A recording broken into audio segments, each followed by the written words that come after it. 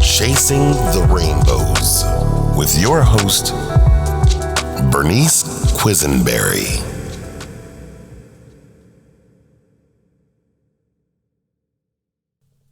Today's segment of Shooting All Over Ourselves is with Bree MB. Thanks so much, Bree, for coming back today. Of course. Thanks for having me.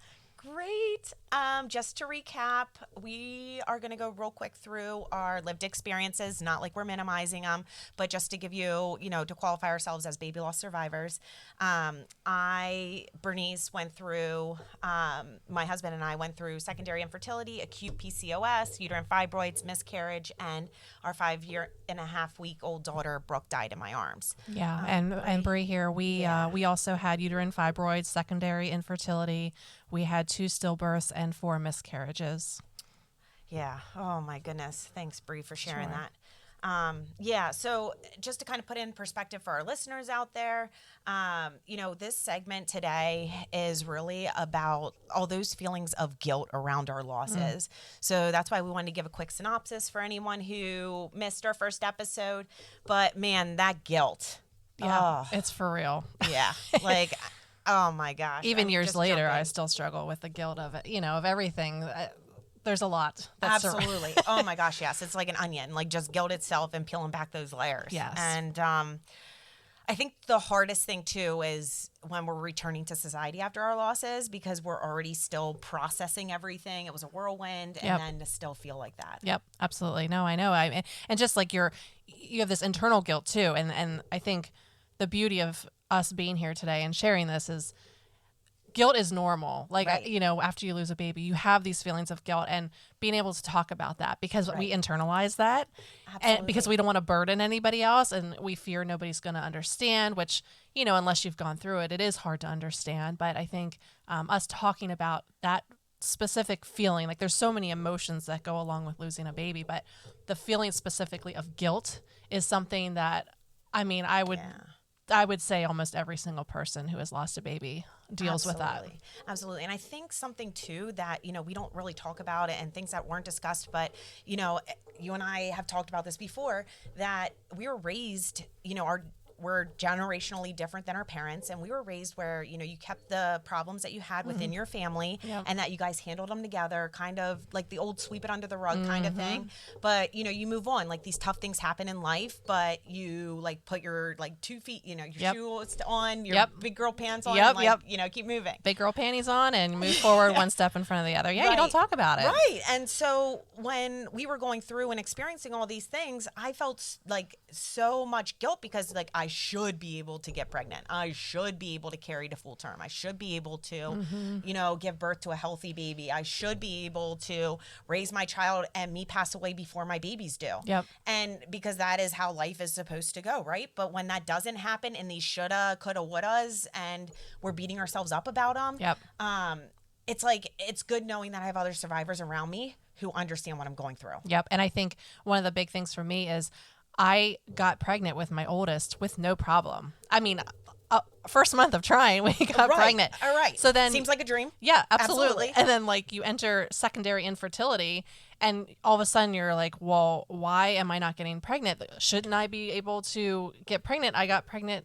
right away. So, and statistically, if you have one healthy pregnancy, you go on and they say that, you should be able to continue on that. And when that doesn't happen, you feel this like, oh my gosh, I'm out there on an island alone. All of a sudden, and then that guilt all comes. And was my body failing me? Is like, what did I do? The guilt. What did I do like back in the day? Like, you blame is it yourself. Because of this? Yes. Yep. And that's like a whole, and we can get into that too with, the blame that we place on ourselves, that guilt we place on ourselves for, did I do something wrong? Should I have done something different?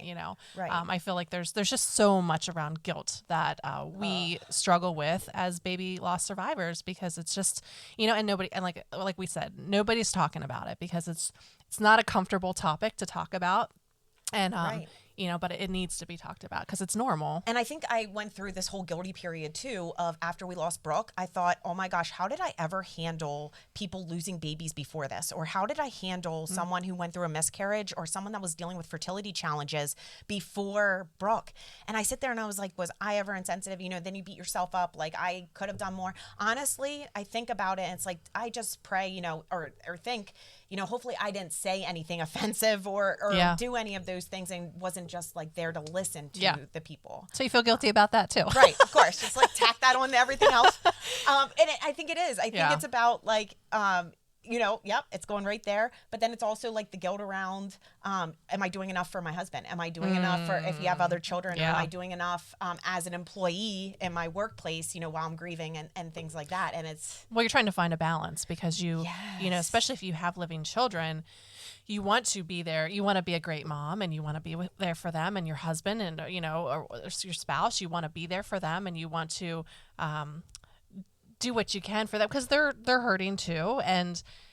But then you're also trying to just survive each day because that's what it feels like. Survival mode. Yeah. And it's like you put this guilt on yourself. You should be doing this for your employer and you should be doing that. But it's hard enough just to crawl out of bed in the morning. Absolutely. So there's just this overwhelming guilt that you, in that sense, that really there's nothing you can do because you're just trying to survive. Yes. And I think the most important thing for me was I actually had to process the guilt because in the grieving bereavement world, they coin these two as being a female and a male griever. And the male grievers, like to move on and any person as they identify as can be either kind of grieving. It doesn't mean like only males can be male grievers. Oh, only right. Female can be female grievers. Yeah. But the male griever, how I take it is like they like to move on. They process it in that way and they, do a really good job with that. And then me, I'm a female griever where I do need to sit with it. I need to process it. I need to completely just keep beating that rug until I feel like I got some answers that I needed. I feel like I'm a little bit of both. Right. I think so my 4 early miscarriages, I think I was more of a male griever. Right. But then my 2 stillbirths, I was more of a female griever. Okay. Because there was a lot of guilt associated with those pregnancies that I wondered if I did something wrong. Yeah. So I feel like I needed longer to process that. And that took time. To walk through that and to really sit with that and think about that and that was challenging because it's like I felt guilty. I felt like I could have should have Yes. done this, done that. Yes. And the guilt surrounding that it took time to work through. Right. And oh my goodness, yeah, right. It is all around the events and just what happened because we do want to blame ourselves or we go back to that shoulda, woulda, coulda. Yep. But yeah, and I think too, when we are going through these guilty feelings and we're out in public or we're with friends or family, because we don't know when it's coming on. Yeah. Like this onset of these feelings just hit us. And I remember the intensity of it being in the first, and still in it, in these first couple years. And, when that wave of guilt hits you, I wanted to be able to talk to people about it openly and them just sit and listen, right? Just sit with me or embrace me and say, you know what? This is completely valid. Your feelings are hurt. I get it. You don't need advice necessarily. Right. You just want to be validated. Yes, I don't want advice or I don't want to be like the wounded bird, in the office. I want to feel normal because these are normal feelings. These are normal things that we're going through when we're processing these huge catastrophic losses that we've been through. Yep. So this is all normal in processing. But don't you agree? How do you feel when people embraced you, when you're feeling these things of guilt and you just want to blurt it out and get it off your chest because you're angry at yourself? I think I think that's probably why a lot of us clam up and we don't talk about it. Right. Because I didn't want to have the guilt of burdening somebody else with my problems. Yep. And like you said, you don't want to be the wounded bird, right? So everyone felt bad for me. I sensed it. I knew it. The way they look at you and you're the last thing I want to do is talk about it, how I was actually feeling because it's just amplifying that wounded bird, right? So I don't know. I definitely, it took me a while, but I think I did eventually reach out to people who had similar experiences. Agreed. And I don't know why I waited so long because it really helped me. Right. Because those people knew how to respond to me. Yes. Because it was simply a your feelings are legit. Yes. I felt that too. Yes. It's okay. You're Yes. gonna be okay. Yes. You know, and that's what I needed. I Right. didn't need senseless advice from somebody who didn't understand. All coming from good places. Like Right. I And they don't want to definitely see you cry. They don't want to No. see you upset. They don't want you beating yourself up because they care about you. Right. It's all from a good place. and I didn't want However- to make them feel Yes. bad for Yes. not knowing how to respond, right? Right. So, And but- as you're crying, like they feel bad because they Yes. feel like they made you Yes. cry. But they didn't make you. It's And then you just feel a guilty about response. Right. Then it's like all over again. it's terrible. It's a cycle. But It I is. definitely, I wish I would have reached out to survivors sooner, but I didn't know who those people Well, were. exactly. And you weren't in a place, no offense, after any of, we've gone through whatever we've got, and different losses and things like that. We were not at any mental space to be able to find people and that's, what we're trying to do here. This is why we have which this. I think is, one of my missions in life now is if I find out somebody has lost a baby, I make it a point to reach out to them because I know Exactly. they're not going to have the strength to reach out to me. And I think that's exactly what you did to me. yeah, just coming alongside people and just Right. put Yep. your arm around them Yep. and say, I've been there. I know what you're going through.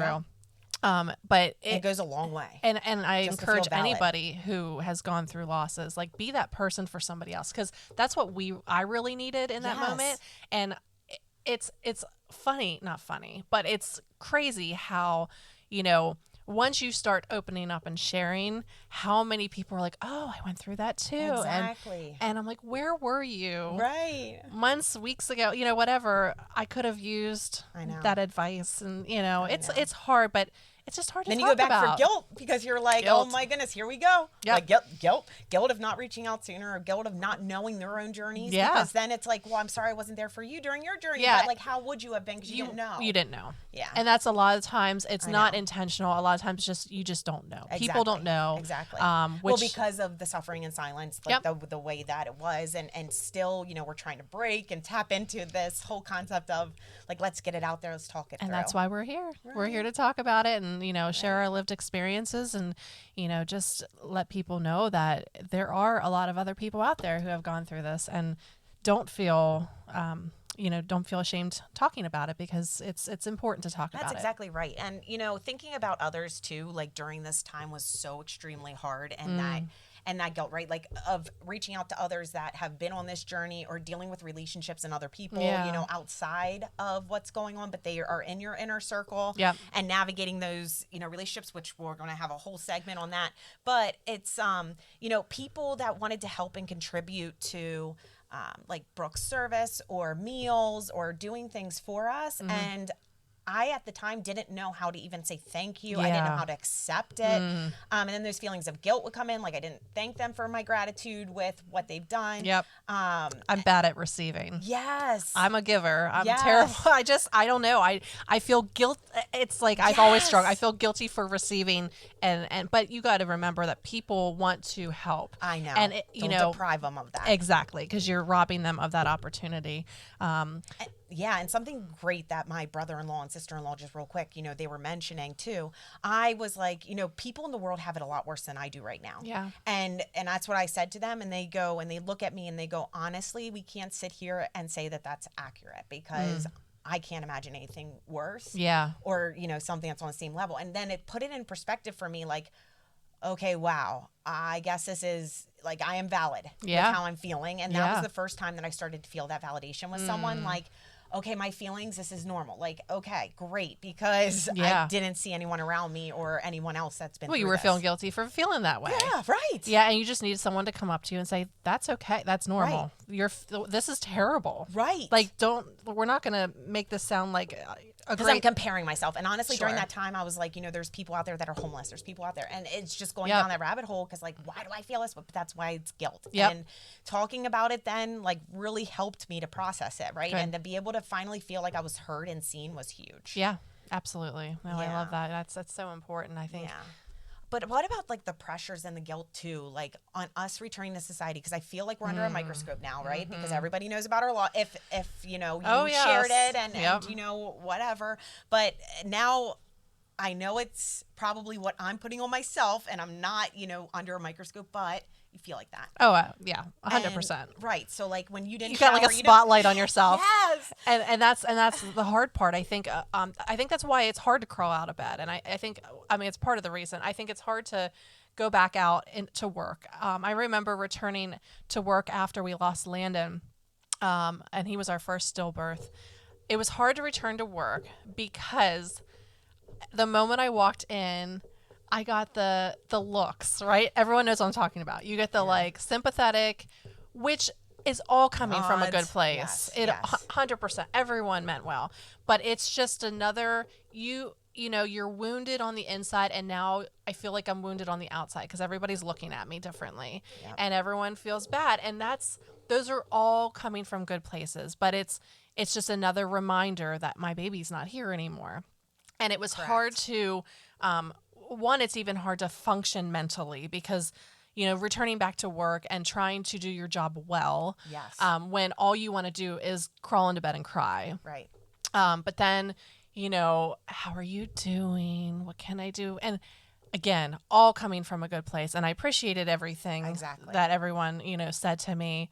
But it wasn't them, it was me. I just needed more time to process. And I felt like we don't get that time to process. We don't. It's a huge problem. I mean, you know, you get 12 weeks of maternity leave when you have a baby, but then when you have a loss, you're expected to return to work, and the mental anguish and emotional anguish. Once you're released by medical. Yes, right, exactly. 100%. And it's hard, and it's just, I don't know. I just remember really, really struggling with that. Absolutely. And I think, you know, the best thing that happened to me when I did return to our physical office and walked in, you know, it was only a couple of days after we lost Brooke. I remember the one thing that really stuck out to me was someone pulled me into an office, and it was great to see them. And, you know, I was hysterical and crying and stuff like that. And they go, "Look, I'm always a safe space for you.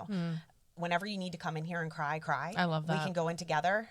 This conference room is never really used. Let's just always come in here. Aww. Don't worry. Like, whatever you say, I get." And it was amazing. One, she was a baby loss survivor, but just understanding that she knew I just needed sometimes for someone to like tell me, like we just talked about, you know, that I am a safe space for you, that you can come and cry. Like, I won't judge you. Don't feel guilty anything. about it. Right. Don't feel guilty if you need to take a moment and go in and have a good cry, because it happens, and it happens at the oddest times. You don't expect it. Of course it's random. Of course it can't be planned. Right. In my 2 hours of cry sesh that I got, like from 7 to 9 at night. You know what I mean? Yep. Like, Yeah. It's definitely, it's nice to have someone say to you, like, and I had that too. Very understanding coworkers that, you know, if I needed to go take a walk or something and have a good cry, they understood that. Right. And So I think important. it is, having those advocates behind you. Yeah, absolutely. I think too, like, I think it's also okay, or at least it was for me, where I did allow myself to kind of wallow in it a little bit. Like, I needed to really process it. And if I needed to take 3-4 a day, couple days, like just to sit with that guilt and sit in that self-pity, that's okay, because we went through a horrific experience. Yeah. So why can't we, you know, and just let ourselves feel it out? When I think that's some of the societal expectations is you bounce back and you keep going. Right. And that's, you know, maybe some people can do that. I never could. Right. I think, especially with the 2 stillbirths that we had, and even with the secondary infertility, that's such a long, ongoing journey. Oh my goodness. It's, you know, it's ups and down roller coaster, right? I know. Excitement and you know, sadness and the process. So. Even the with losses, that. like all the, and then seeing your period come every month. Oh my gosh. It was just like that's the like daily, mourning it was too. a reminder. Exactly. Yes. Well, and each time. And like, how can you even think about or do anything else when these things are happening? Yep. And I think just, you know, I personally needed time to wallow, like you said. Yes. And I think you need to allow yourself the grace to do that, because it's important. It's part of the grieving process. And if you want to sit in bed all day and eat Oreos or whatever, No, it seriously. is, your cookie of choice, and or like ice cream, cry, just totally an ice cream opportunity over here, right?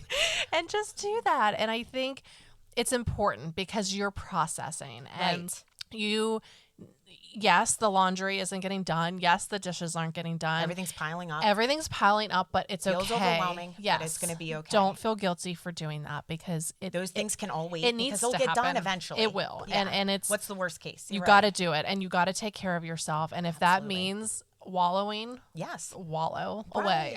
Right. And like, I don't know why it's ever looked as strength for us to put on this pretty happy face when we're Yeah. going out in public, because to me, that's not real. That's fake. That's phony. So, and I can't be like And that. exhausting. It's so exhausting. I don't have the energy at all. I mean, during all this to I like even keep up with, like, it was really hard to shower for me. Yeah. So like, Oh, yeah. I mean, dry shampoo was my best friend during that Yeah. time. Like going into the office, like lucky I brushed my teeth kind of Right. situation.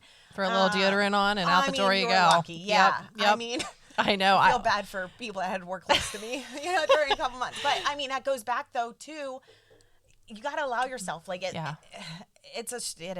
Struggles. Those struggles happen, and it's okay. Yep. And it happens to the best of us, to a lot of us, and Yep. it's just great that people are talking about it. Yep, I agree. It's so important, and feeling like that's normal, because it is normal. I'm here to tell you it's completely normal. So don't feel bad about it. Don't feel guilty about it. It's definitely something that we all struggled with. And I think the more we say that it's okay, I hope people feel that and feel support surrounding that those dishes will wait. That laundry will wait. And, give yourself the grace to mourn. Absolutely. And once I realized too, like what was really important when I was first trying to get back out there, right, was doing my self-care. Yeah. Right? That was way more important than returning to work and all those stressors and things like that. But for me, it was, okay, I need to do the basics to, one, take care of myself, like almost put my oxygen mask on first. Yep. In the infamous, plane that's Sure. crashing, you got to put yours on before you put others. And it is that. I didn't do that. I should have. Here we Oh, go. here I we go, should have. girl. Yeah, that The guilt. should have. The guilt. Yeah. I never did that. I still don't do that, and I'm so bad about it. And I know I should. Right. Because it's Right. very important. Absolutely. I know 100%, that, but 100%. I didn't do it, and I still don't, and I regret it because I think it would have helped me tremendously to do Agreed. self-care. Agreed. I never took the time to do it because I was I'm a people pleaser, right? So like I put myself last, and I know I should have done stuff to allow myself to grieve and to take those steps of self-care to help process everything. And I didn't do it. Right. So what are some of the things you did? Because I think because a lot of times I don't know what to do because I'm so busy that I don't take the time to do it. But like, what are some things that you did that helped you with self-care, that kind of helped you through that process of grieving? Right. I think for me, it was really going back to like taking a bath and a shower, like because for a couple days I Basics. didn't, and it wasn't because I was grieving so hard. It was because I didn't want to wash Brooke off of me because she died in my arms. Oh, And yeah. so it was this whole mind thing, right? And she played with my hair, so I didn't want to wash my hair. I didn't want to do any of that. And then I felt guilty for not wanting to shower or bathe during that time. So during that, my sisters helped sponge bathe me, like once it got to be a day or two, because I was still pumping. Like I needed to start taking care of myself. I get that, but it's really hard in that time. But anyways, and I don't need to tell all you that, of course, but it goes back to that, and then working up to goals of showering and doing all that, and then going back out and getting my hair cut. Like I canceled all of that. I also could not get out there and grocery shop, so I started doing takeout for groceries and going to pick them up instead. And that's what we started doing. But it was like small steps because then I was at least getting out there in society. I was still doing it. Baby steps. And then like walking, getting out there, Fresh air. Yeah, Yeah, it so took important. a while. So important. And I started out with walking and then eventually got to that. And then I think also allowing myself to sit in bed and cry it out. That was really how I did it. Yeah. And my husband allowed me, he would take care of the house. Like, it was just great because we were grieving differently. Yeah. But he understood the space I needed. I understood his space, and it made it, not that we did it good or anything, but it made it more manageable. Yeah. No, I love that. And I think that's a good reminder that when we talk about self-care, we may think of going for a run, journaling, like all of which is important. Great, yes. But I think in those early days after loss, self-care means taking a shower. Yes. The The basics that are so important. Eating, drinking water. Yes. Yeah. And like Just- the things. Yeah, things that we don't look at normally as Because self-care. they're just into our routine every day. Yes, but when you're going through a loss and you are struggling to even get out of comes bed, up. those are self-care things. And You need to be reminded during those times, right? yes, I mean, I know it sounds simple, like drink 8 glasses of water a day. Okay, yeah, I get it. Yeah. But in that time, you need those little simple, do. gentle reminders like, hey, did you get a meal today? Can Yeah. I take you? Or like, hey, I want to bring you over a meal because like, and just doing for those people, Yep. right? And I think just- that's a great way to bless somebody who's going through a loss, because the last thing you want to think about is, what am I going to have for dinner tonight? Absolutely, And taking 100%. somebody, don't say, hey, what would you like for just take Yes. them the meal, Right. because As long as you know like allergies and stuff like that. Yeah, right. Or give them like an Uber Eats card or yes, something like that. But we make it easy for them, because Yes. the brain power that's needed to do those basic daily tasks right. is hard Honestly, to do. I wish we would have had a cleaning lady. Oh yeah. I know, and I wasn't in the capability or in the mindset at that time to get one. Yeah. Because but that would have been so helpful during that Yes. time. And I was like, but I didn't think about it or anything. So well, but then on people. see, to me, I agree that would have been great, but at the same time, Oh yeah, here right. we go. You feel guilt Here's the thing. Here's our topic, right? because they're cleaning and you're I'm not. telling you, guilt is like everywhere. I would feel guilty paying money to make someone else clean my house when I feel like I should be able to just get out of bed and do it myself. Right. You know, I know, but and that's, oh man, it's I so hard. know. It's like, It's no. I can't even. It's I know. so hard. Yeah. You wanna mourn. You're going through this horrible experience, and like, you should get out of bed and do stuff, but you just can't. No, you just physically can't. You can't. can't. And honestly, I wish somebody would have just hired the cleaning lady so I didn't have Yes. those feelings of guilt. Because then Yes. it was like, oh, someone got us the gift. Oh, it's a of it. gift. Yep. Oh, well then, she's coming every Tuesday at 10 a.m. Perfect. Yes, Right. right. Okay. Let's Set up, ready or to go. him or whoever. Yeah. Yep. Yeah. I know it. Yeah. It's crazy. It's just like, I just wish that had happened. I Yeah. know.